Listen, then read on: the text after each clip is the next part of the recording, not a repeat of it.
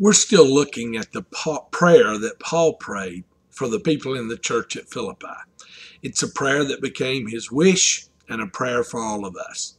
We're breaking that prayer down phrase by phrase and piece by piece. Let me read it to you again. It's Philippians 1, 9 through 11. Paul said, "And this is my prayer, that your love may abound more and more in knowledge and depth of insight, so that you may be able to discern what is best, and may be pure and blameless until the day of Christ, filled with the fruit of righteousness that comes through Jesus Christ, to the glory and praise of God." Today I want us to focus on this. Paul said, "This is my prayer, that you are filled with the fruit of righteousness that comes through Jesus Christ." This is another aspect of Paul's desire and prayer for us and for every believer. He wants us to be filled with the fruit of righteousness that comes through Jesus Christ. Now, what exactly is he praying for?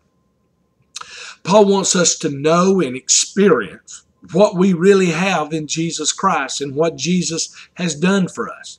The word righteous means justice or judicial approval. It means that I have been deemed right by God. So Paul says all of this has happened through Jesus Christ.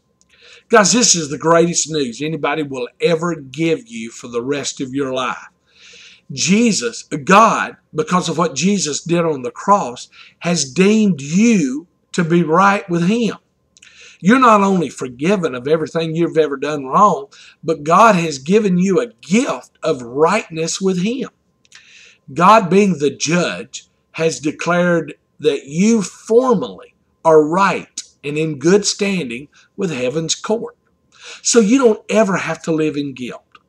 No matter what your past is, God has granted you a full pardon, and he's made you to be right with him.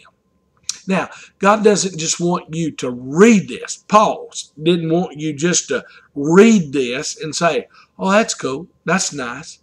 He said, "I want you to be filled with the fruit of righteousness."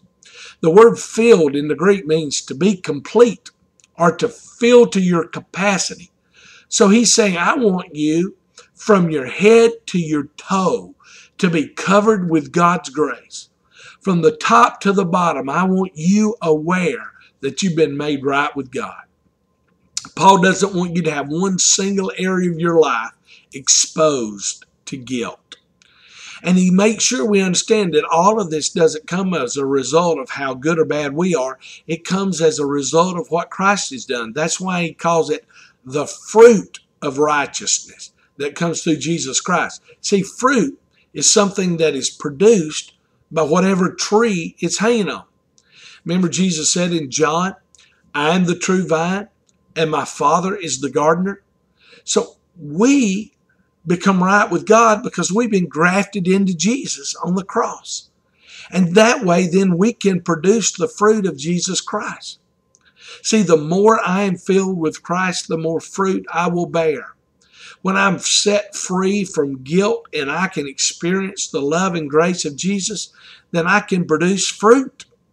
In Galatians, he describes that fruit as love, joy, peace, patience, kindness, goodness, faithfulness, gentleness, and self-control.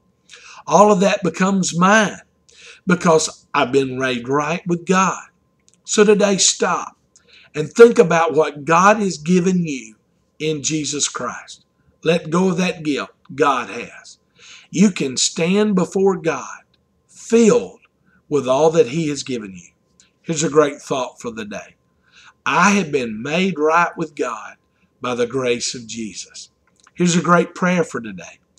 God, help me to experience your grace daily and to reflect that in a fruit-producing life. God bless you.